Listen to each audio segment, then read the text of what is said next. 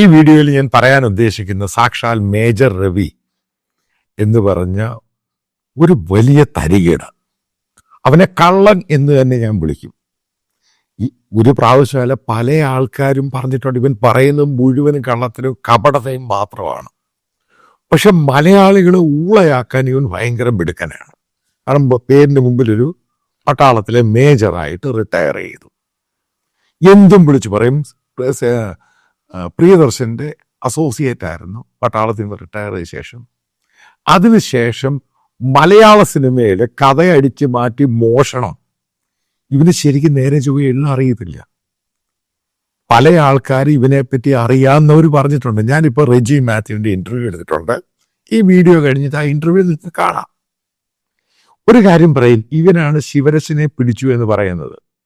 അതായത് ബാംഗ്ലൂർ വെച്ച് പച്ച കള്ളമാണ് പറഞ്ഞിരിക്കുന്നത്. അന്ന് ഇവൻ വെറും ക്യാപ്റ്റനാ. 60 പേരുടെ യൂണിറ്റാണ് Delhi NSG national security guards black cat commando അവിടെ പോയത്. ഈ ഓപ്പറേഷൻ മുഴുവനും ഡിസൈൻ ചെയ്തത് കാർത്തികേയൻ SIT ഹെഡായിരുന്നു. അതേപോലെ തന്നെ മലയാളിയായ രാധാ വിനോദ് രാജു, അദ്ദേഹം JNK കേഡർ ഓഫീസറായിരുന്നു. ഇവർക്കാണ് ഇതിന്റെ ചാർജ് കൊടുത്തത് ഗവൺമെന്റ്. ഈ സംഭവങ്ങൾ ഇവരെ മുഴുവനും ഈ കംപ്ലീറ്റ് ഇൻവെസ്റ്റിഗേറ്റ് ചെയ്യാനും ഈ ആൾക്കാരാണ് ഉത്തരവാദി, അവരെ പിടിക്കാനും വേണ്ടി. പിന്നെ ഇന്ത്യൻ ഇന്റലിജൻസിന്റെ അപ്പാരറ്റസ്, അത് വലിയൊരു സംഭവമായിട്ടാണ് ഈ സംഭവം. ഈ രാജീവ് ഗാന്ധി ഇന്ത്യൻ മുൻ പ്രധാനമന്ത്രിയുടെ അസാസിനേഷനാണ്. അതിനകത്ത് ഈ ഒരു ക്യാപ്റ്റൻ, അവൻ ഇതിൻ്റെ എന്ത് പ്രാധാന്യമുള്ളത്? അതുവരെ ആൾക്കാർ വിശ്വസിച്ചിട്ടുണ്ട്. ഒരു കാര്യം മനസ്സിലാക്കണം, അവിടെ അണ്ടർ കവർ ഓപ്പറേഷൻ, അവിടെ ഓപ്പറേഷൻ തുടങ്ങുന്നതിന് മുമ്പ് തന്നെ, ഏകദേശം 10 മിനിറ്റ് മുമ്പ് തന്നെ ഈ പറയുന്ന ശിവരശനും കൂട്ടരെല്ലാം ആത്മഹത്യ ചെയ്ത് കഴിഞ്ഞു. പിന്നീട് ഇവൻ പറയുന്ന കേണൽ ദത്ത, അയാളാണ് ആ ഓപ്പറേഷൻ ഹെഡ് എന്ന് പറയുന്നത്. അദ്ദേഹം പിന്നെ DG ആയിരുന്നു NSGയുടെ സ്പെഷ്യൽ നാഷണൽ സെക്യൂരിറ്റി ഗാർഡിന്റെ. പക്ഷെ മലയാളിയായ സന്ദീപ് ഉണ്ണികൃഷ്ണൻ, അതായത് ബോംബെയിൽ, അത് ഞാൻ റിപ്പോർട്ട് ചെയ്തിട്ടുണ്ട്, താജി വെച്ചുള്ള ആ ഹോട്ടലിലെ സംഭവങ്ങളൊക്കെ. സന്ദീപ് ഉണ്ണികൃഷ്ണൻ മിടുക്കനായിരുന്നു, നല്ല അക്യുറേറ്റ് കമാൻഡോ ആയിരുന്നു. അദ്ദേഹം ക്യാപ്റ്റനായിരുന്നു, ബാംഗ്ലൂർ സ്വദേശിയായിരുന്നു. മലയാളിയാണ്, ബാംഗ്ലൂർ സ്വദേശിയായിരുന്നു. ഇവൻ ചുമ്മാത് കഞ്ഞി, ഇവൻ ഭൂലോക പേടിച്ചു തൂറിയായിരുന്ന പറയുന്നത്. പക്ഷെ മലയാളികളുടെ മുമ്പിൽ പറയുന്ന കഥാപാത്രം ഇവന് ഏതൊക്കെയാണെന്ന് ഇവന് എന്തൊക്കെയോ എന്നെ പറ്റി പറഞ്ഞിട്ടുണ്ട്. ഒരു കാര്യമുണ്ട്, ഞാൻ ലൈഫില് ഒരാളുടെ ഇത്രയും, ഞാൻ എഡിറ്ററായിട്ട് ഇത്രയും വർഷം സേവനം നോക്കിയതാണ്, ഇന്നും പലതും നോക്കുന്നുണ്ട്. ഇന്ന് വരെ ആരുടെയും സ്റ്റോറി എടുത്ത് റിപ്പോർട്ട് എടുത്തിട്ട് അത് എൻ്റെ പേരിൽ അടിച്ചു മാറ്റിയിട്ടിട്ടില്ല. മേജർ രവി, കഞ്ഞി രവി, തെണ്ടി, നീ കാണിച്ച പോലെ ചെറ്റത്ര ലൈഫിൽ ഞാൻ കാണിച്ചിട്ടില്ല. ഒരുപെട്ട മാന്യന്മാർ കാണിക്കത്തേയില്ല. കാരണം എന്ത്? അത് വേറൊരുത്തിൻ്റെ പ്രോഡക്റ്റാണ്. ഡെന്നീസ് ജോസഫിന്റെ കഥ അടിച്ചു മാറ്റുന്നു. ഈ പറയുന്ന റെജി മാത്യു, ആൾ 15ഓളം സിനിമ ചെയ്തിട്ടുണ്ട്, അയാളിനെ അടിച്ചു മാറ്റുന്നു. അങ്ങനെ പല ആൾക്കാരുടെ ഇതിന് ഏറ്റവും ഇതിനകത്ത് ദുഃഖം തോന്നുന്നു. എനിക്ക് മോഹൻലാലിനെ പേഴ്സണലായിട്ട് അറിയാം.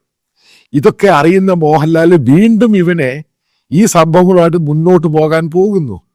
അതുപോലെ ഫാൽഗ ഓപ്പറേഷൻ സിന്ദൂർ, അതിൻ്റെ സിനിമയുണ്ട്. ഇവൻ ഈ കുന്തമൊന്നും അറിയത്തില്ല. ഇവനൊരു ഫാന്റസി ഇമാജിനേഷൻ്റെ അകത്ത് കപടതയും കള്ളത്തനും ഒക്കെ പറഞ്ഞ് കഴിയുന്നവന്. ഇവന്റെ സിനിമയെ ഒരു പുല്ലിനും കൊള്ളത്തില്ല. ഇവന്റെ സിനിമ അണ്ടിയൊന്നും എടുക്കാൻ അറിയത്തൊന്നുമില്ല. ഇവൻ ചുമ്മാ കള്ളത്തരവും കപടതയും ഒക്കെ കാണിച്ച ആൾക്കാരെ, ഈ പറയുന്ന പല ആൾക്കാർക്കും വേണ്ടി PR ചെയ്ത് ജീവിക്കുന്നവനാണ്. ഇവൻ എന്നോട് ഇത്രയും വാശി തോന്നാനുണ്ടായ കാരണം, ഞാൻ ദുൽഖറിനെയും ഈ പറയുന്ന മോഹൻലാലിന്റെ എമ്പുരാൻ ഇവർക്കെതിരെ വീഡിയോ ചെയ്തപ്പോഴാണ് ഇവർ ഇഷ്ടപ്പെടാതെ വന്നത്. കാരണം ഇവന്റെയൊക്കെ നക്കി ജീവിക്കുന്നവനാണ് ഇവൻ. അതായത് ഇന്ത്യയിൽ ഒരു കോർട്ട് ഈ പറയുന്ന മേജർ രവി പണം കൊടുക്കണം 30 ലക്ഷം രൂപ, അത് ഇവന്റെ അല്ല, മേജർ രവിയുടെ അല്ല, ഇവൻ മോഷ്ടിച്ചതാണ് എന്ന് ഇന്ത്യൻ കോർട്ട് പറഞ്ഞു കഴിഞ്ഞാൽ അത് പ്രൂവൺ ട്രാക്കാണ്. ഇവൻ കള്ളനാണ്, ഇവൻ മോഷ്ടാവാണ്. അതിൽ എന്ത് തെളിവ? കാരണം 2 ഭാഗത്തെയും വാദം കേട്ടിട്ടാണ് കോടതി തീരുമാനിക്കുക. ഇത്രയും വർഷമായ കേസ്. അപ്പൊ അങ്ങനെയുള്ള ഒരുത്ത് പിന്നീട് എന്താ പറഞ്ഞത്? കോവിഡ് സമയത്ത്, അതായത് പാകിസ്ഥാനിൽ പോയി ദാവൂദ് ഇബ്രാഹിമിനെയൊക്കെ 15 പേര് റിട്ടയർ ചെയ്ത് NSG എന്നൊക്കെ റിട്ടയർ ചെയ്തവര് ഈ പറയുന്ന ഈ റൈഫിളും തോക്കും എന്ന് പറയുന്ന സ്ഥിരമായിട്ട് ഉപയോഗിച്ചവർക്ക് ഈ കമാൻഡോ ഓപ്പറേഷൻ ചെയ്യാൻ പറ്റത്തുള്ളൂ. റിട്ടയർ ചെയ്ത് വീട്ടിൽ ഇരിക്കുന്ന വീണ്ടും ഈ റൈഫിളും പിസ്റ്റളും മറ്റുള്ള സാധനങ്ങളും എക്സർസൈസും ഒക്കെ മാറ്റർ ചെയ്യും. അതായത് പണ്ട് പേലെ ഫുട്ബോൾ കളിച്ച് വേൾഡ് കപ്പ് കിട്ടിയിട്ടുണ്ട് ബ്രസീലിന്. അത് കഴിഞ്ഞ് അയാളെ 65-70 വയസ്സ് വീണ്ടും കളിക്കുമെന്ന് പറയുമ്പോൾ എങ്ങനെ ഇരിക്കും? അതേപോലെ പൊട്ടനും വിഡ്ഢിയവൻ അവിടെ പോയിട്ട് പിടിച്ചുകൊണ്ട് വരും. അതേപോലെ തന്നെ ഹാജി മസ്താനെ അടിച്ചിട്ട് ബോംബെ വെച്ച് പഠിച്ചോണ്ടിരുന്ന സമയത്ത് ഇതൊക്കെ വിശ്വസിക്കുന്ന മലയാളികളുണ്ട്. ഇവനെ പൊക്കിക്കൊണ്ട് നടക്കുന്നവര്. അവർക്കും കൂടെ വേണ്ടി പറയുവാൻ ഇവൻ്റെ ഒരു പക്കാ വർഗീയവാദിയാണ്, പരമനാറി പരമചറ്റയുമാണ്. ഇത് പബ്ലിക്കായിട്ടല്ലേ പറയുന്നേ? കാരണം ഒരു മോഷ്ടാവിനെ പിന്നെ ഏത് രീതിയിൽ പറയണം? അവൻ കള്ളം തന്നെയാണ്. ഏതായാലും ഈ ഇന്റർവ്യൂ നിങ്ങൾ കണ്ടിട്ട് ബാക്കിയുള്ള കാര്യങ്ങൾ കമന്റ് ബോക്സിൽ എഴുതിയാൽ മതി. അത് റെജി മാത്യു ആണ്. അദ്ദേഹം ബേസിക്കലി അദ്ദേഹം ഒരു ജേർണലിസ്റ്റാണ്. ഇദ്ദേഹമാണ് മറ്റേ മേജർ രവിക്കെതിരെ കേസ് കൊടുക്കുകയും ആ കേസ് വിജയിക്കുകയും ചെയ്തത്. അതായത് ഇദ്ദേഹത്തിൻ്റെ കഥ അടിച്ചു മാറ്റി കഴിഞ്ഞ സമയത്താണ്, 2 ദിവസം മുമ്പാണ് കോട്ടയം കൊമേഴ്ഷ്യൽ കോർട്ടിൽ നിന്ന് വിധി ഇദ്ദേഹത്തിന് റെജിക്ക് അനുകൂലമായിട്ട് വരുന്നത്. ഇപ്പം റെജിയോട് ചോദിക്കാം എന്തൊക്കെയാണ് ഈ അതേപോലെ ഈ പറയുന്ന മേജർ രവി എന്ന് പറയുന്ന ഈ സാധനത്തെ പറ്റി എനിക്ക് വ്യക്തമായിട്ട് അറിയാം. അതായത് കേരളത്തിലെ മലയാളികളെ ഊളയാക്കുന്ന ഒരേ ഒരു വൃത്തികെട്ടവൻ. ആ സംഭവം എനിക്കറിയാം. ഇവൻ ഈ പറയുന്ന മുഴുവനും പച്ചക്കള്ളമാണെന്നും കപടതയാണെന്ന വസ്തുതയും എനിക്കറിയാം, മറ്റു പലർക്കും അറിയാം. ഏതായാലും ഇയാൾ ആരാ, ഈ മേജർ രവി ആരാണ്, എന്താണ് സംഭവങ്ങളെ പറ്റി തന്നെ ആയിരിക്കും റെജി ഡിസ്കസ് ചെയ്തത്. റെജി നമസ്കാരം. നമസ്കാരം സാർ. റെജി കൺഗ്രാജുലേഷൻ. കാരണം എനിക്കറിയാം വലിയ കപടതയും കൊണ്ട് ലൈഫിൽ നടക്കുന്ന ഒരു പരമ തെണ്ടിയാണ് ഈ മേജർ രവി. അവന് കേരള സമൂഹം കൊടുത്തിരിക്കുന്നത് മുഴുവനും കാര്യങ്ങൾ അറിയാതെയാണ്. കാരണം ഇവന് ഒത്തിരി പേരെ ചതിച്ചിട്ടുണ്ട്. എന്താണ് റെജിക്കുണ്ടായ അനുഭവം? ഞാൻ മേജർ രവി ആയിട്ടുള്ള ബെത്തംസ് ആരംഭിക്കുന്നത് 2010. അദ്ദേഹം ഒരു മലയാള സിനിമയിലെ ഒരു പ്രൊഡക്ഷൻ എക്സിക്യൂട്ടീവിനെ എൻ്റെ വീട്ടിൽ, പുതുപ്പള്ളിയിലെ വീട്ടിൽ പറഞ്ഞു കിട്ടു. അദ്ദേഹം എന്നോട് മേജർ രവി നിങ്ങളെ ഒരു സിനിമ ചെയ്യിക്കാൻ താല്പര്യപ്പെടുന്നുണ്ട്, അത് മേജറുമായിട്ട് ഒരു മീറ്റിങ്ങിന് തയ്യാറാണോ എന്ന് അദ്ദേഹം എന്നോട് ചോദിച്ചു. എനിക്ക് ശരിക്കും താല്പര്യം തന്നെയായിരുന്നു.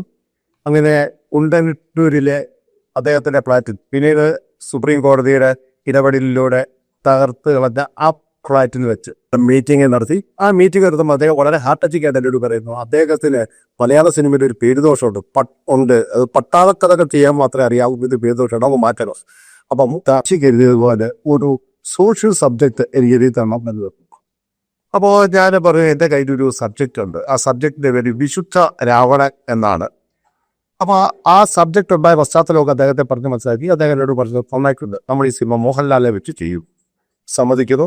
ഞാൻ അതിൻ്റെ പൂർണ്ണമായ കഥ, തിരക്കഥ, സംഭാഷണം എന്നിവ എഴുതി അദ്ദേഹത്തിന് കൊടുക്കുന്നു. കൊടുത്ത ശേഷം അദ്ദേഹം പറഞ്ഞു, നാളെ രാവിലെ ലാൽ സാർ വരും അതേ ഫ്ലാറ്റ്. അപ്പം ലാൽ സാറിനോട് അദ്ദേഹം സംസാരിച്ച ശേഷം വലിയ ഡേറ്റ് അറിയിക്കാമെന്ന് പറഞ്ഞു. ഞാൻ 1.5 മാസം കൊണ്ടാണ് എഴുതിയത്. ഞാൻ പോന്നു. ആ ലാൽ സാർ വരുന്ന ദിവസത്തെ പ്രത്യേകത, ഒരു തിങ്കളാഴ്ച ദിവസമാണ് വരുന്നത്. അദ്ദേഹം രാവിലെ 6:30 വരുന്നു. അദ്ദേഹം എൻ്റെ 10:30 മറ്റോ ഒരു ഫ്ലൈറ്റിൽ നെടുമ്പാശ്ശേരിയിൽ അമേരിക്കയ്ക്ക് പോകാനുള്ള പരിപാടിയാണ്, കണക്റ്റീവ് ഫ്ലൈറ്റാണ്. അപ്പം ഞാൻ വിശ്വസിച്ചു. ഞാൻ പൂർണ്ണമായി അദ്ദേഹത്തിൻ്റെ അത് കൊടുത്തു. ഞാൻ വീട്ടിൽ പോകും. കുറേ ദിവസം കഴിഞ്ഞ് അദ്ദേഹം എന്നെ വിളിച്ചിട്ട് പറഞ്ഞു, രജി അത് ആശീർവാദ് സിനിമാസ് ആണ് പ്രൊഡ്യൂസ് ചെയ്യുന്നത് എന്ന് പറഞ്ഞു. പക്ഷേ ഞാൻ പറഞ്ഞു, സാർ ആശീർവാദ് സിനിമാസ് അല്ല നമുക്ക് അഡ്വാൻസ് തന്നിരിക്കുന്നത്, നമുക്ക് തന്നിരിക്കുന്ന പോകുന്ന കമ്പനിയാണ്. അതിൻ്റെ ഇടനിലക്കാരൻ എന്ന് പറയുന്നത് ഇപ്പോഴത്തെ കാസർഗോഡ് MP ആയിരിക്കും രാജ്മോഹൻ ഉണ്ണിത്താനാണ്. അദ്ദേഹം സമ്മതിക്കില്ല എന്ന്. അതൊന്നും നീ നോക്കേണ്ട കാര്യമില്ല, ഞാൻ പറയുന്നത് പോലെ നീ ചെയ്താൽ മതി എന്ന് പറഞ്ഞു. പക്ഷേ എനിക്ക് അതിനുള്ള ബാധ്യത രാജ്മോഹൻ ഉണ്ണിത്താനുള്ളതുകൊണ്ട് ഞാൻ അദ്ദേഹത്തെ വിളിച്ച് കാര്യം സംസാരിച്ചു. അദ്ദേഹം നേരെ വന്നു. മേജറുമായിട്ട് വാക്കുതർക്കമായിട്ട് മേജറിനോട് പറഞ്ഞു, ഈ സബ്ജക്റ്റ് നീ ചെയ്യണ്ട, ഞാൻ ഷാജി കൈലാസിനെ കൊണ്ട് ചെയ്യിക്കും എന്ന് പറഞ്ഞു. എന്നോട് പറഞ്ഞു, ഞാൻ ഇടപെട്ടതാണ്, ഇതുവരെ നിർത്തിയേക്കാൻ പറയുമ്പോൾ ഞങ്ങൾ വീണ്ടും പിരിയുന്നു. അങ്ങനെ 2 മാസം കഴിഞ്ഞപ്പോൾ മേജർ വീണ്ടും എൻ്റെ വീട്ടിൽ ആളെ വിട്ടിട്ട് പറഞ്ഞു, ഇമ്മീഡിയറ്റ്ലി റെജി മാത്യുവിനെ കാണണം. ഞാൻ ചെന്ന സമയത്ത് അദ്ദേഹം എന്നോടൊന്നു, മോഹൻലാലിൻ്റെ ഡേറ്റ് നിൽക്കുകയാണ്, നീ വേറൊരു സബ്ജക്റ്റാണ് തയ്യാറാക്കാൻ പറയുന്നത്. അപ്പോൾ ഞാൻ ചോദിച്ചു, നമുക്ക് പട്ടാളം വേണ്ടല്ലോ, കുറച്ച് പട്ടാളം വേണം. ആ സമയത്താണ് മലയാള മനോരമയുടെ വീക്കിലോ മറ്റാന്ന് തോന്നുന്നു ഒരു സ്റ്റോറി വന്നിരുന്നു. ഇന്ത്യയിൽ നിന്നും ദിനം പ്രതി ദിനംപ്രതിയിൽ പെർ ഇയർ ഒരു വർഷം 80,000 പെൺകുട്ടികൾ, അതും 18 വയസ്സിൽ താഴെയുള്ള പെൺകുട്ടികൾ മിസ്സാകുന്നു ഒരു വാർത്ത. ഞാൻ ആ വാർത്ത അദ്ദേഹത്തോട് പറയുകയും അത് ബേസ് ചെയ്ത് ഞാനൊരു സബ്ജക്റ്റ് പറയുകയും ചെയ്തു. അപ്പൊ എന്നോട് പറഞ്ഞു ഇതിന്റെ ഒരു 1 ലൈൻ എഴുതി തരാൻ പറഞ്ഞു. അദ്ദേഹത്തിന്റെ ആ ഫ്ലാറ്റിലിരുന്ന് ഏതാണ്ട് 10 ദിവസം കൊണ്ട് ഞാൻ 1 ലൈൻ എഴുതി കൊടുത്തു. അദ്ദേഹം 10,000 രൂപ എന്നെ തന്നിട്ട് പറഞ്ഞു ബാക്കി കാര്യങ്ങൾ ഇതിന്റെ നിർമ്മാതാവുമായിട്ട് സംസാരിച്ച ശേഷം ഇതിനെ അറിയിക്കാതെ പറഞ്ഞ് ഞാൻ പോരുകയും ചെയ്തു. വീണ്ടും 2 ആഴ്ച കഴിഞ്ഞപ്പോൾ അദ്ദേഹത്തിന്റെ അനിയൻ കണ്ണൻ എന്നെ വിളിച്ചിട്ട് വന്നു. താനെന്ത് പണി ചെയ്യുന്നത്, കാശും മേടിച്ചിട്ടോട്ട് മൂവിയാണ്, അതുകൊണ്ട് പെട്ടെന്ന് വന്ന് ചെയ്തില്ലെങ്കിൽ ഞാൻ വീട്ടിലോട്ട് ആളെ കൂട്ടി വരുന്നു. അപ്പം ഞാൻ പറഞ്ഞു കണ്ണൻ ചേട്ടനോട് എനിക്ക് യാതൊരു പരിപാടിയില്ല, മേജർ സാറ് വിളിച്ചാൽ ഞാൻ വരുമെന്ന് കേട്ട് പിറ്റേ ദിവസം മേജർ എന്നെ വിളിച്ചു. ആ കണ്ണൻ പറഞ്ഞു തന്നൊരു കാര്യമാക്കണ്ട, നീങ്ങി ബാബുക്ക് എഴുത്തു തുടങ്ങാതെ നോക്ക്. അപ്പം ഞാൻ പറഞ്ഞു കണ്ണൻ ഉള്ളിടത്ത് ഇയാളുടെ കൂടെ കണ്ണൻ ഒരു ക്രിമിനൽ എപ്പോഴും കൂടെയുണ്ട്, അദ്ദേഹത്തെ അങ്ങനെ പറഞ്ഞാൽ എനിക്ക് വിഷമമുണ്ട്, പിന്നെ എപ്പോഴും ഭീഷണിയാണല്ലോ. അങ്ങനെ എനിക്ക് വേറൊരു ഫ്ലാറ്റ് തൊട്ടടുത്ത് എടുത്തു തന്നു. ഞാൻ അവിടെ ഇരുന്ന് ഏതാണ്ട് 1.5 മാസം കൊണ്ട് ഈ കഥ തിരക്കഥാ സംഭാഷണം പൂർത്തിയാക്കി ഇദ്ദേഹത്തിന് കൊടുത്തു. ഈ എഴുതിക്കൊണ്ടിരിക്കുന്ന ഇടയിൽ ഇദ്ദേഹത്തിന്റെ അസോസിയേറ്റ് ഡയറക്ടർമാരിൽ ചിലരും ഇദ്ദേഹത്തിന് കൂടെ പണം ചെയ്തു എന്നോട് വന്നു, റേച്ചേട്ടാ പണി കിട്ടും, അതിന് ഒറിജിനൽ ഇയാൾക്കോ കൊടുക്കരുത്, ഒറിജിനൽ റേച്ചേട്ടൻ്റെ കയ്യിൽ ഇതാണ്. അതിന് മുമ്പ് എഴുതിയിരിക്കുന്ന കൂടുതൽ അനുഭവം ഇവരെന്നോട് പറഞ്ഞതാണ്. ഇതിന്റെ എനിക്ക് ഡെന്നീസ് ജോസഫ് സാർ ഇയാൾക്ക് എഴുതുന്നു പറഞ്ഞപ്പം എന്നോട് ചുരുക്കി എഴുതണോ, എന്താ സാറേ കാര്യം, എനിക്കും ഒരു മോശപ്പെട്ട അനുഭവം എന്നുള്ളൊരു സ്റ്റുഡൻ്റ് അത് കേൾക്കാൻ നോക്കും. അപ്പം ഞാൻ ഇത്തിരി വിജിലൻ്റ് ആയിരുന്നു. എന്തായാലും ഞങ്ങൾ ഡിസ്കസ് ചെയ്യുന്ന ഓരോ സീനുകളിലും അദ്ദേഹം കൃത്യമായിട്ട് അദ്ദേഹത്തിന്റെ ചില കാര്യങ്ങൾ എഴുതി വെക്കും, അതായത് എന്തെങ്കിലുമൊക്കെ ഡിസ്കഷനിൽ സംഭവിക്കുന്ന കാര്യം. അപ്പൊ അതൊക്കെ അദ്ദേഹത്തിന്റെ കോൺഫിഡൻറ്റിലാണ് ഇതിനുള്ളത്. ഞാൻ ഇതെല്ലാം കേൾക്കും. അതുപോലെ തന്നെ ഈ കഥ സമാരംഭിക്കുന്നത് ബോംബെയിൽ നിന്ന് കേരളത്തിലേക്ക് മോഹൻലാൽ ഒരു യാത്ര നടത്തുമ്പോൾ, അപ്പൊ ഞാൻ ബൈ റോഡ് യാത്ര ചെയ്യാത്തതാണ്. അപ്പൊ സ്റ്റേറ്റുകളുടെ പേരാണ് ഞാൻ എഴുതി കൊടുത്തത്. അവിടെയെല്ലാം ഫുൾ കൃത്യമായി ആ സ്റ്റേറ്റ് ബേസ് ചെക്ക് പോസ്റ്റ് ഞാൻ എഴുതി. അപ്പൊ അവിടെ കൃത്യമായിട്ടും അദ്ദേഹം ആ കറക്റ്റ് ചെക്ക് പോസ്റ്റിന്റെ പേര് എഴുതി വെക്കും, അദ്ദേഹത്തിന് ഓൺ ഹാൻഡ് റൈറ്റിംഗ്.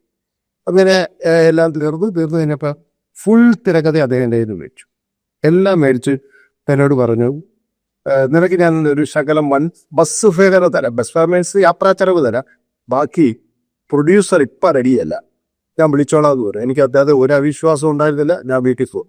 ഈ സമയത്താണ് കോട്ടയത്ത് ഒരു പ്രമുഖ പത്രത്തിന്റെ, കോഴിക്കോട് ബേസ് പത്രത്തിന്റെ ഒരു ഓഫീസ് ഓപ്പൺ ചെയ്യും. അതിന്റെ അവിടുത്തെ ചാർജ് ഞാൻ ഏൽക്കുകയും ചെയ്തു.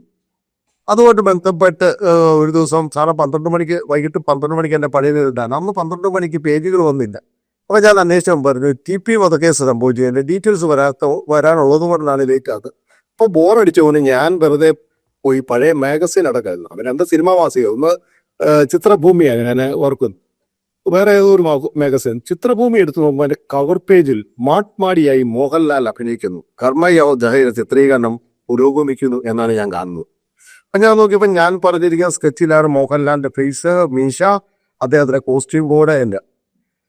എൻ്റെ പിറ്റേ ദിവസം രാവിലെ രവിയേട്ടനെ വിളിച്ചു, എടുത്തില്ല. നിരന്തരം വിളിച്ചു, അദ്ദേഹം എടുത്തില്ല. അപ്പോഴാണ് അദ്ദേഹത്തിന്റെ കൂടി ഇതിനു മുമ്പ് വർക്ക് ചെയ്തിട്ട് ചില ആൾക്കാർ എന്നോട് വന്ന് നിങ്ങൾ ചതിക്കപ്പെട്ട് കഴിഞ്ഞു എന്ന് പറഞ്ഞു. എനിക്ക് വലിയ വിഷമമുണ്ടായി. എന്നാൽ രവിയേട്ടൻ എനിക്ക് ഏട്ടനെ പോലെ രാവിലെ എന്നെ വിളിച്ചേൽപ്പിക്കുന്ന അദ്ദേഹമാണ്, എനിക്ക് ചായ ഉണ്ടാക്കി തരുന്നത് അദ്ദേഹമാണ്, നടക്കാൻ പോകുമ്പോൾ കൂടെ എന്നെയും കൊണ്ട് പോകുന്നു. വേറെ ഒരിക്കലും പിന്നെ മലയാള സിനിമയിൽ ആരും എന്നെ ചതിച്ചിട്ടുമില്ല. അപ്പോൾ ഞാൻ ഒരു ചെറിയ വക്കീലിനെ ഉപയോഗിച്ചു, വളരെ ചെറിയ ലോക്കൽ വക്കീൽ ഉപയോഗിച്ചു വക്കീൽ നോട്ടീസ് അയച്ചു. സാറേ അയാൾ തന്ന മറുപടി നെഞ്ച് തുലർക്കുന്നതായത്, ഇങ്ങനെ ഒരാളെ എനിക്കറിയില്ല, ഇങ്ങനെ ഒരാൾ മലയാള സിനിമയിലുള്ളതായിട്ടും എനിക്കറിയില്ല. ശരിക്കും തകർന്നുപോയി. സിനിമ വരാത്തതിലൊന്നുമല്ല, അത്രയും ഒരു മുറിയിൽ അല്ലെങ്കിൽ പരസ്പരം ആത്മാവുകൾ ചേർന്നിരിക്കുന്ന ഒരാൾ എന്നെ എന്താ പറയാ, ഒരു കത്തി കൊണ്ട് എന്നെ പ്രാണൻ മുറിച്ചെടുക്കുന്ന പോലെയാണ് അദ്ദേഹം ഓടിയത്. ഉടനെ ഞാൻ എന്തായാലും നിയമ പോരാട്ടം തയ്യാറായി. ഞാൻ കോട്ടയത്തെ അന്ന് കോട്ടയം ബാറിലെ പ്രശസ്ത അഭിഭാഷകനായ TK ചിത്രഭാരു എന്ന് പറയുന്ന വക്കീലിനെ പേരുന്നു. അദ്ദേഹം നിങ്ങൾ ആദ്യം ചെയ്ത നിങ്ങളുടെ ഒറിജിനൽ ഉണ്ടെങ്കിൽ അതിന്റെ വളരെ ഉണ്ടെങ്കിൽ നോട്ടറി അറ്റസ്റ്റ് ചെയ്ത് ആദ്യം കോടതിയിൽ വെച്ചുകൊണ്ട് കേസ് നമുക്ക് ആരംഭിക്കാം. പിന്നെ ഞാൻ സാറോട് പറഞ്ഞല്ലോ, അദ്ദേഹത്തിന്റെ പല പേജുകളിലും അദ്ദേഹത്തിന്റെ ഓൺ ഹാൻഡ് റൈറ്റിംഗ് അദ്ദേഹത്തിന്. ഇതിന്റെ ഇടയ്ക്കൊരു സംഭവം ഇയാളെ സംശയിക്കാൻ കാരണം, ഈ സിനിമയിൽ നമ്മുടെ അന്തരിച്ച കോഴിക്കോട്ടുള്ള നടൻ അഗസ്റ്റിൻ ചേട്ടൻ എൻ്റെ എല്ലാ പടങ്ങളിലും അഭിനയിച്ചില്ല. അഗസ്റ്റിൻ ചേട്ടൻ ഇനി വളരെ ഒരു അസുഖബാധിതരായിരുന്നു. അപ്പൊ എന്റെ പേനാത്തുമ്പിലൂടെ അതേ ഒരു മനോഹരമായ ക്യാരക്ടർ ചെയ്യാൻ എനിക്ക് ആഗ്രഹമുണ്ടായിരുന്നു. അപ്പൊ ഞാൻ അഗസ്റ്റിൻ തിയേറ്ററിന് വേണ്ടി അസാധ്യമായ ഒരു കഥാപാത്രം ബോംബെയിലെ ഒരു പിമ്പിന്റെ വേഷം ചെയ്തു. അപ്പോൾ ഒരു ദിവസം അഗസ്റ്റിൻ തിയേറ്ററിന് ഫ്ലാറ്റ് വന്നു, വഴിയൊക്കെ കുത്തിപ്പിടിച്ച് ആളുകൾ വരുന്നത്. അപ്പോൾ അഗസ്റ്റിൻ തിയേറ്റർ എന്നോട് വരുന്നതിപ്പോൾ ഫോണിൽ പറയും നമ്മൾ തമ്മിൽ ബന്ധമുണ്ടെന്ന് അറിയണ്ട. അങ്ങനെ അയാൾ അഗസ്റ്റിനെ കട്ട് ചെയ്യും. എന്നിട്ട് ഞങ്ങൾ ഒന്നിച്ച് ഫുഡ് കഴിക്കുമ്പോൾ ഒരു ബന്ധവും കാണിച്ചില്ല. അഗസ്റ്റിൻ ചേട്ടൻ നന്നായി തമാശ പറയുന്നയാളാണ്. അപ്പോൾ ആ ഷൂമീറ്റ് എന്നോട് പറഞ്ഞു നമ്മൾ തമ്മിൽ നല്ല ബന്ധമുണ്ടെന്ന് ആ മണ്ടന് മനസ്സിലായിട്ടില്ല, ഇങ്ങനെ ഇരിക്കത്തേന്നു. പക്ഷെ ഇത് മേഡൻ കൃത്യമായി ഡൈനിങ് ടേബിളിൻ്റെ അവിടെ നിന്ന് കേട്ടു. എനിക്കത് കേട്ടെന്നും മനസ്സിലായി. അഗസ്റ്റിനെ തന്നെ ഈ വേഷം അഭിനയിപ്പിക്കണം. ഞാൻ പറഞ്ഞു കേട്ട അഗസ്റ്റിൻ ചേട്ടൻ വളരെ പ്രായമായി, മലയാള സിനിമയിൽ നിന്ന് കിട്ടേണ്ട നല്ല നല്ല ആർട്ടിസ്റ്റാണ്, കിട്ടേണ്ട അത്തരം പക്ഷെ ലാൽ സാറിന്റെ എതിർപ്പുണ്ടായില്ല. നമ്മളുടെ പേരിൽ അദ്ദേഹം നല്ലൊരു വേഷം ചെയ്യട്ടെ എന്ന് പറഞ്ഞു. ഓക്കെ, അതും ഓക്കെ പറഞ്ഞു. അങ്ങനെ തിരക്കഥ കൊണ്ട് കൊടുത്തു. സാറേ, ഞാൻ ഈ തിരക്കഥ കൊടുത്തിട്ട് എൻ്റെ ബാഗ് എടുത്ത് തോളിൽ ഇടുമ്പോൾ ഇയാളുടെ അസിസ്റ്റന്റായി, അതായത് നാനയുടെ പഴയ സ്റ്റിൽ ഫോട്ടോഗ്രാഫറായിരുന്ന കൊല്ലം മോഹൻ ചേട്ടന്റെ മകനെ ഇട്ടിട്ട് പറയാം എൻ്റെ ബാഗ് പരിശോധിച്ചോളെ സാർ പ്രിവിറ്റ്. പക്ഷെ ഇയാളുടെ ബോഡി പറഞ്ഞു കബിൽക്ക് എന്ന് പറഞ്ഞത് കൊണ്ട് ഇയാളുടെ ഹാൻഡ് പ്രിന്റ് ഉള്ള മുഴുവൻ ചുവന്ന ഇങ്കി വെച്ചാണ് അയാളുടെ ISL എഴുതിയത്. അത് ഞാൻ എൻ്റെ വീട്ടിലെത്തിച്ചു. അപ്പോൾ എൻ്റെ കയ്യിൽ കൃത്യമായി തെളിവുകളുണ്ട്. ഞാൻ നോട്ടറി കൊണ്ട് അറ്റസ്റ്റ് ചെയ്തു, കോടതിയിൽ ഹാജരാക്കി. ഈ സിനിമ റിലീസ് ആവുന്നതിന് മുമ്പ് ഓൺലൈനും തിരക്കഥയും കോടതിയിൽ ഹാജരാക്കി. ഇതിൻ്റെ റിലീസ് തടയണമെന്ന് കോടതിയോട് ആവശ്യപ്പെട്ടു. പക്ഷേ ഡിസംബർ 23 2012 ഡിസംബർ 23 വൈകിട്ട് 5 മണിക്ക് വിധിയിലാണ് പടം റിലീസ് ചെയ്യണം. കാരണം തിയേറ്ററുകളിൽ ബ്ലോക്കിലാണ്, ഒപ്പം തന്നെ 7 നിൽക്കുന്ന പടമാണ്. പക്ഷെ ഈ പടം റിലീസ് ചെയ്യാൻ കുറെ നിബന്ധനകൾ വെച്ചു. ഒന്ന്, എഴുത്തുകാരുടെ പേര് കാണിക്കാൻ പാടില്ല. രണ്ടാമതായിട്ട് വെച്ചിരിക്കുന്നത് കോട്ടയം കോടതി ഉത്തരവ് എഴുതി കാണിക്കണം. ഈ സിനിമയിൽ ഇങ്ങനെ കൃത്യമായ ഒരു കേസുള്ളതാണെന്നും ആ കേസ് അവസാനിച്ച ശേഷം മാത്രമേ എഴുത്തുകാരുടെ പേര് അതിൽ ചേർക്കാവുള്ളൂ. അത് മാത്രമല്ല, ഇതിൻ്റെ ഒരു റൈറ്റ്സും വിൽക്കാൻ പാടില്ല. സാറ്റലൈറ്റ്, ഓവർസീസ്, OTT തുടങ്ങി ഒരു പ്ലാറ്റ്ഫോമും മറ്റ് ഭാഷാ മൊഴിമാറ്റം ഒന്നും ചെയ്യരുത് എന്ന് പറഞ്ഞു. അതിൻ്റെ ഉറപ്പിലേക്ക് 5 ലക്ഷം രൂപ അദ്ദേഹത്തോട് കെട്ടിവെപ്പിച്ചു. അങ്ങനെ പടം റിലീസ് ചെയ്തു. പക്ഷേ കോടതി വിധി അവരെഴുതി കാണിച്ചില്ല. അവര് കോടതി വിധികളെല്ലാം മാറ്റി പറഞ്ഞു. അവരുടെ ഭേദരവിയുടെ പേരെഴുതി കാണിച്ചു. അങ്ങനെ പടം റിലീസായി. ഈ വിധി വന്ന ഡിസംബർ 24 രാവിലെ 6 മണിക്ക് എനിക്കൊരു ഫോൺ വരുന്നു. പരിചയമില്ലാത്ത നമ്പർ. ഞാൻ എടുത്തു. പത്രങ്ങളിലൊക്കെ ഭയങ്കര വാർത്ത. ഞാൻ എടുക്കുമ്പോൾ പറഞ്ഞു, എടാ ഞാൻ മേധരവിയ, നിന്നെ ഞാൻ തീർച്ച 60 ലക്ഷം രൂപ ഞാനങ്ങ് മുടക്കും. കോയമ്പത്തൂരിലെ പാണ്ഡിപ്പിള്ളാരുണ്ട് എൻ്റെ കയ്യിൽ, നീ സൂക്ഷിച്ചോളാമോ? ഞാനിത് റെക്കോർഡ് ചെയ്തു. ഞാൻ നേരെ എൻ്റെ അഡ്വക്കറ്റിനെ പോയി തന്നു. വക്കീൽ പറഞ്ഞു നമുക്കൊരു കാര്യം ചെയ്യാം. അന്ന് കോട്ടയം SP ആയിട്ട് ഗോപിനാഥൻ സാറാണെന്നാണ് എൻ്റെ സ്മരണ. ഓഫീസ് സാറിനെ കണ്ടു. ഓഫീസ് സാർ ഇതെല്ലാം വായിച്ചിട്ട് പുള്ളി എന്നോട് പറഞ്ഞു, ഈ പരാതി ഫയൽ സ്വീകരിക്കാൻ പറ്റത്തില്ല. എൻ്റെ കാരണം കോസ് ഓഫ് ആക്ഷൻ നടന്നിരിക്കുന്നത് പട്ടാഭിതം ഇന്ന യാതൊരു വഴി ഇതെനിക്ക് വെച്ചോടെ ഞാൻ പെട്ടു. അപ്പോൾ രാജ്മോഹൻ ഉണ്ണിത്താൻ സാറ് എന്നെ വിളിച്ചു. എന്താണ് നിന്റെ പ്രശ്നം ഗമിതാമോ? ഏത് കോട്ടയം പ്രസ് ക്ലബിലെ ബാക്ക് സൈഡിൽ ചേർന്ന മുന്നത്തെ പേര് സ്ത്രീ വീട്, അവരുടെ കാര്യം പറയാൻ പറഞ്ഞു. ഞാൻ ആ സ്ത്രീയെ കൊണ്ടു. അവര് ഡക്കൻ ക്രോണിക്കലിലെ റിപ്പോർട്ടറാണ്, പേര് മറന്നുപോയി, സഖ്യെന്നോ മറ്റോ അതിൻ്റെ പേരൊന്നും എനിക്ക് തോന്നുന്നു. അവരെന്നോട് എല്ലാ കാര്യവും നടക്കും. ഡിസംബർ 25 ഡക്കൻ ക്രോണിക്കൽ പത്രം ഇറങ്ങുന്ന ഈ ന്യൂസ് വന്നു. ഇത് സത്യത്തിൽ പിന്നെ ഗോപിനാഥൻ സാറിന്റെ സ്റ്റൈല് മാറി. എന്നോട് ചോദിച്ചാൽ ഇതെന്നെ വലിയ പ്രശ്നമല്ലേ? അവിടെ ഞാൻ വീണ്ടും എൻ്റെ ജീവിതവുമായിട്ട് രക്ഷപ്പെടുന്നു. നിയമയുദ്ധം തന്നെ പോലീസ് നിയമയുദ്ധം. ഇടയ്ക്ക് ചില ചാനലുകൾക്ക് എന്നെ പോകണമെന്ന് വിളിച്ചു. എനിക്കൊരു ഭാര്യ, 2 മക്കളും. എൻ്റെ സിനിമ ജീവിതം നശിച്ചു. ഞാൻ സിനിമയിൽ എന്നെ അത്ര ക്രോമയില്ല, എനിക്ക് പേന എടുക്കാൻ പറ്റത്തില്ല. അങ്ങനെ ഞാൻ എന്തായാലും ഒത്തു. ഒറ്റയ്ക്കുള്ളൂ, ആരുമില്ല, ഒരു സിനിമാക്കാരും പോലും എന്നെ ഫോൺ വിളിക്കുകയല്ല. എല്ലാവരും വയർത്ത് ഇറജി എത്ര സിനിമ ചെയ്തിട്ടുണ്ട്? ഞാൻ നേരത്തെ 14 സിനിമകൾ ചെയ്തിട്ടുണ്ട്. അതുമാത്രമല്ല സാർ, ഞാൻ 18ാമത്തെ വയസ്സിൽ ഒരു ഷോർട്ട് ഫിലിം ചെയ്തുകൊണ്ടാണ് വരുന്നത്. അത് UR അനന്തമൂർത്തിയാണ് എന്നെ കൊണ്ടത് ചെയ്യിക്കുന്നത്. അത് ഞാൻ പ്രീ ഡിഗ്രി വിദ്യാർത്ഥിയാണ്. ഞാൻ റെസൈറ്റീസിലാണ് പഠിച്ചത്. അതിനുശേഷം ഞാൻ ഡിഗ്രി എടുത്തു. ഈ 19ാമത്തെ വയസ്സിൽ ഞാൻ അറിയപ്പെടുന്ന ജേർണലിസ്റ്റാണ്. ഞാൻ വെറുതെ പറയുന്നത്. ദീപികര വാരാന്ത്യം, മനോരമയില്, മംഗളം പത്രം തുടങ്ങിയ സമയത്ത് റോയ് സാറിന്റെ കൂട്ടത്തിൽ മകനെ പോലെ കൊണ്ടാകുന്നില്ല യാബ് ഡോൺസ് കണക്കുള്ളൂ. ഇവിടത്തെ ഇതെല്ലാം മറ്റ് ഭയങ്കര സപ്പോർട്ട്. എന്റെ ഫീച്ചറെല്ലാം ഒന്നും അറിയരുത്. ഞാൻ പഠിക്കുന്ന ഈ കാച്ചു കൊണ്ടാണ്. അവർക്കറിയാം ചെല്ലുമ്പോഴേ എനിക്കുള്ള കാച്ചു കിട്ടും. MC വർഗീസ് സാറിന്റെ വലിയ ഒരു ഇഷ്ടപുത്രനായിരുന്നു ഞാൻ. വേറെ ഒന്നും ഒരു കൊച്ചു പയ്യ എന്നുള്ളതേ. എന്തായാലും ഞാൻ അങ്ങനെ വളർന്നു വന്ന ഒരാളാണ്.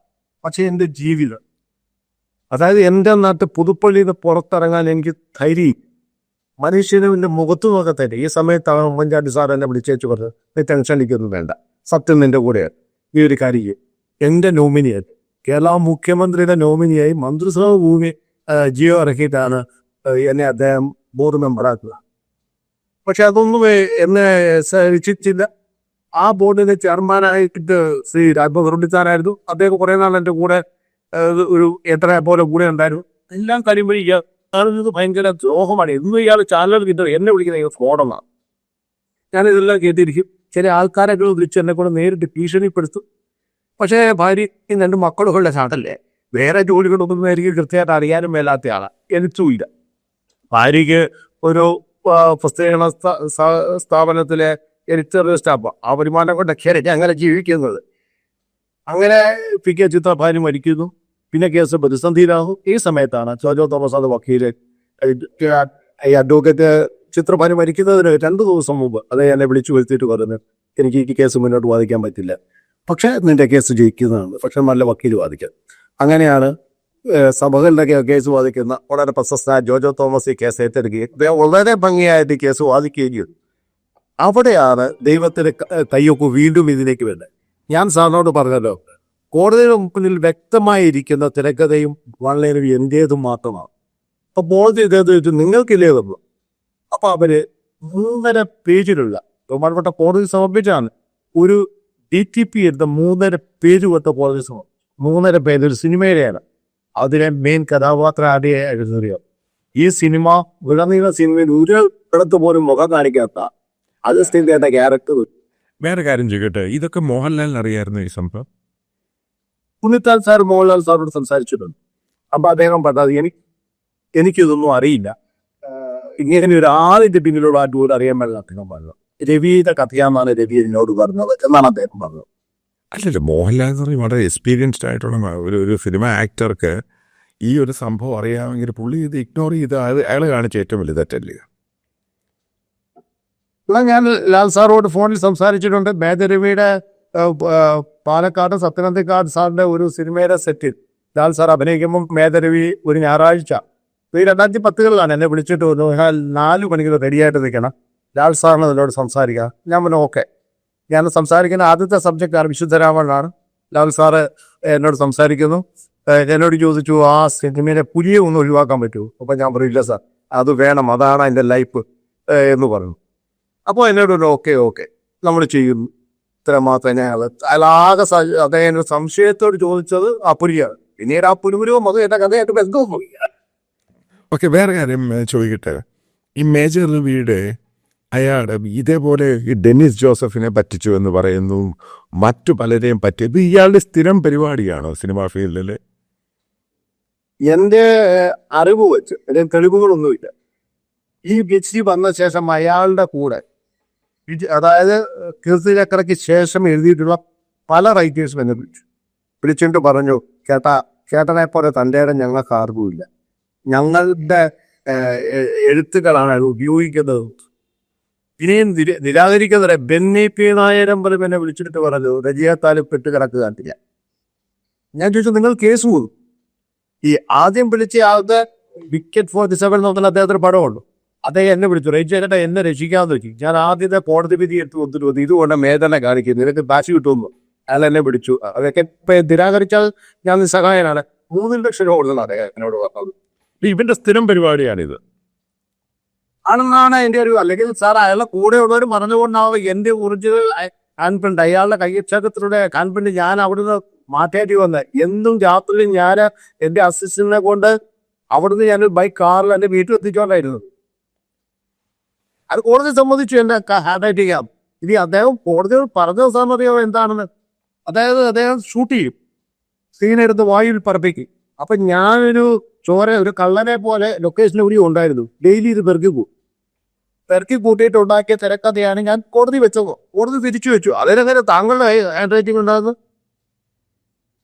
ഇനി ഞാൻ സാറോട് ആദ്യം പറഞ്ഞ കഥയിലേക്ക് വരാം. അവര് വെച്ച മൺലൈൻ്റെ അക്കത്ത് അന്തരിച്ച അഗസ്റ്റിൻ എഴുതിയ കഥാപാത്രവും ഈ സിനിമയിലെ കഥാപാത്രം അത് ആ വന്ന ഞാൻ എഴുതി കൊടുത്തപ്പോൾ DTP ഒരു സിനിമ ചെയ്തപ്പോൾ ഞാനും അഗസ്റ്റിൻ്റെ ബന്ധം വിട്ട് പുള്ളി അഗസ്റ്റിൻ്റെ ക്യാരക്ടർ വെട്ടിട്ട് വന്നു. DTP ഇത് മാറ്റാൻ മറന്നുപോയി. ഇനി ഇവര് ബഹുമാനപ്പെട്ട കോടതിയില് ഒരു പത്രം, ഒരു എഗ്രിമെന്റ് വേറൊരു പ്രൊഡ്യൂസറുമായിട്ടുള്ള കൂടെ അതിറക്കി. അതൊക്കെ കാണേണ്ടതാണ്. ഏതോ ഒരു വർഷം എന്ന് പറഞ്ഞാൽ 2010 ഞങ്ങൾ തമ്മിലുള്ള 2001-ലെയോ 2002-ലെയോ ആണെന്ന് സ്മരണ. ഒരു പത്രം എന്നിട്ട് ഈ കഥ അതേ എഴുതിയിട്ട് അയാളുടെ അത് എഴുതിയിരിക്കുക, വേറെ ആള് ഈ സെമീനുവിലായാലും. എന്നിട്ട് ഇത് മുഴുവൻ വെട്ടിത്തിരിഞ്ഞിരിക്കുക, മുഴുവൻ കോടതിയൊക്കെ ചവിട്ടോട്ടം. അല്ല, ഇവനെ പോലുള്ള ക്യാരക്ടറിനെയൊക്കെ എങ്ങനെയാ മോഹൻലാൽ അക്സെപ്റ്റ് ചെയ്യുന്നത്? സാറേ, ലാൽ സാറിനെ സംബന്ധിച്ച് കാരണം മോഹൻലാൽ ഒരു ജെനുവിൻ, ഒരു ഓണസ്റ്റ് ജെന്റിൽമാൻ ആണ്. അയാളൊക്കെ ഇവനെ പോലുള്ള ഒരു ഫ്രോഡിനെയൊക്കെ എങ്ങനെ അക്സെപ്റ്റ് ചെയ്യുന്നേ? അദ്ദേഹം ഒരു നടൻ എന്നത് പോലെ തന്നെ അയാൾക്ക് നടനം മൂത്രം നന്നായി അറിയാം. ഇത്തരം എന്താ പറയാ കുബുദ്ധികളെയും കുശാചര ബുദ്ധികളെ അദ്ദേഹം തിരിച്ചറിയുന്നില്ല എന്നായി തോന്നി. ഇതിനൊക്കെ ഭയങ്കര ഈ മേഖലയുടെ വേറെ രസകരമായ ഒരു കാര്യമാണ്. ഈ ലാൽ സാറും നമ്മുടെ സുകുമാർ അഴിക്കോട് മാഷോ ഒരു വലിയ കേസുണ്ടായ സാർ ഓർമ്മയില്ല. ഒരു ദിവസം വിളിച്ചേച്ച് ഭയങ്കര ഫോണിക്കൂടെ വളരെ മോശമായിട്ട് സുകുമാർ അഴിക്കോടിനെ നാളെ വെട്ടിക്കൊല്ലാൻ പോകുന്ന ഫോണിക്കൂടെ പറയുക. അപ്പൊ ഞാൻ ഈ ഫോൺ കഴിഞ്ഞ് വെച്ചപ്പോൾ ചോദിച്ചു, അല്ല മേത്ത് സാറേ, ഈ സുകുമാർ അഴിക്കോടാണ് എടാ നീ അറിയേരെ, അയാളാണ് ഈ സിനിമാ മാസികയിലൊക്കെ ഏതാണ് ഫലിതയൊക്കെ എഴുതി കിടക്കുന്ന തെണ്ടി, എനിക്കറിയാൻ തരാം. അപ്പൊ ഞാൻ പറഞ്ഞു, സാറേ ഞാനൊരു ഡയലോഗ് തിരിച്ചു പറയാം, ഒന്ന് എഴുതി വെച്ചോളാം. പല ഡയലോഗ് പറയാൻ മേല, എന്നാലും ഞാൻ കയറുന്നത് സാർ ഈ സുകുമാർ അഴിക്കോട് സാറിന്റെ എവിടുത്തേക്ക് മനുഷ്യനാണ് മറച്ചു വെച്ച ഭാഗത്തെ 2 3 രോമം എടുത്തിട്ടിട്ട് അതേ കയറ്റി അദ്ദേഹത്തെ ഇരുത്തിയാലും ഈ തട്ട് താനെ ഇരിക്കുള്ളൂ സുകുമാർ അഴിക്കോട്ടെ രോമം ഇട്ടത് അത്ര വലിയ മനുഷ്യനെ കുറിച്ചാണ് നിങ്ങൾ സംസാരിക്കത്തു. ആ നേരത്തൊക്കെ അങ്ങനെ അറിയാം. നമ്മൾ മൈനസോടെ ചുമ്മാ സംസാരിക്കില്ലേ, സുകുമാർ അഴിക്കോട് ആരാണെന്ന് അറിയാൻ മേലാതെ സിനിമാ മാസത്തിൽ എത്തുകയാണ്. അതുകൊണ്ട് നിങ്ങൾ വിവരക്കേട് പറയുന്നത്. പുള്ളിക്ക് ഇപ്പോഴും എനിക്ക് തോന്നുന്നില്ല സുകുമാർ അഴിക്കോട്ടെ മകനിയത്. അതായത് ഇവന് ബേസിക്കലി ഇവന് ബേസ് അറിയത്തില്ല, സാഹിത്യം എന്താണ്, എഴുത്തുകാരാണ് എന്തൊക്കെ. കാരണം ഇവൻ എന്തൊക്കെയോ ഇവനൊക്കെ എനിക്കൊരു ഫാന്റസി ലോകത്താണ് ഇവൻ ജീവിക്കുന്നതെന്ന് തോന്നുന്നു. അല്ല, ഇയാള് ഭയങ്കരമായി ഫ്യൂഡലിസ്റ്റാണ്. എന്നോട്, ഞാനൊരു ക്രിസ്ത്യൻ മതവിശ്വാസിയാണ് എന്ന് പറയാൻ ഞാൻ ജനിച്ചത് ക്രിസ്ത്യൻ. ഞാൻ വലിയ മതത്തിലെ അക്കാഡമിയൊക്കെ അല്ല, അപ്പോൾ ഞാൻ ക്രിസ്ത്യൻ ഒരു ഓർത്തഡോക്സ് പാരഡിയാണ്. ഒരു ദിവസം ഇയാൾ എൻ്റെ അടുത്ത് പറയാ, ഒരു നസ്രാണിയെ എൻ്റെ മുറിയിൽ കയറ്റി കിടന്നാൽ എനിക്ക് താല്പര്യമില്ല, പിന്നെ നീ എൻ്റെ എഴുത്തുകാരനായി കിടക്കുക. അതിന്റെ പേരിലാണ് ഞാൻ അയാളോട് ആവശ്യപ്പെട്ടത് ഈ ഫ്ലാറ്റിൽ നിന്ന് ഞാൻ എഴുതിയിരിക്കുക. അങ്ങനെയാണ് ഞാൻ മറ്റൊരിടത്ത് നിന്ന് എഴുതി കൊടുക്കുന്നത്. ഒരു വെറും വർഗീയ വൃത്തികെട്ടവനും കൂടിയാണ് ഇവൻ്റെ എല്ലാ കാര്യത്തിലും. അതേപോലെ തന്നെ ഇയാളെ പറ്റി ഈ ഡി കാർത്തികേയൻ,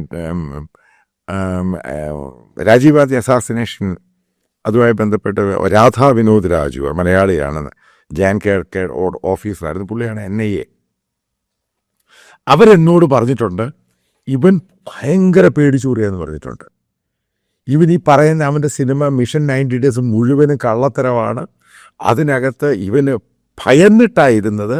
ഏകദേശം 60-70 പേരാണ് വന്നത്. അതിൻ്റെ അകത്ത് ഒരു ക്യാപ്റ്റനായിരുന്നു.